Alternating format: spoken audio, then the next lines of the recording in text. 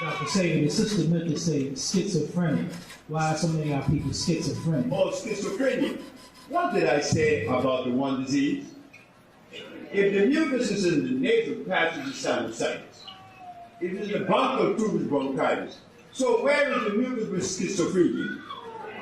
On the brain. But now, from the brain you get Alzheimer's, schizophrenia, paranoia, insanity, Parkinson.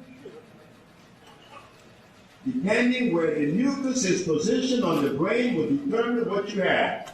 Yes, schizophrenia is the presence of acid on the brain.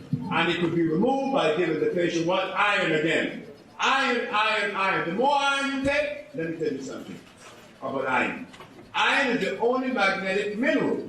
When you take it, because it draws other minerals to it, it draws other minerals to it proportionally balanced. Iron is what we've been deprived of. When a gentleman called me from Vegas to California, all I had was iron.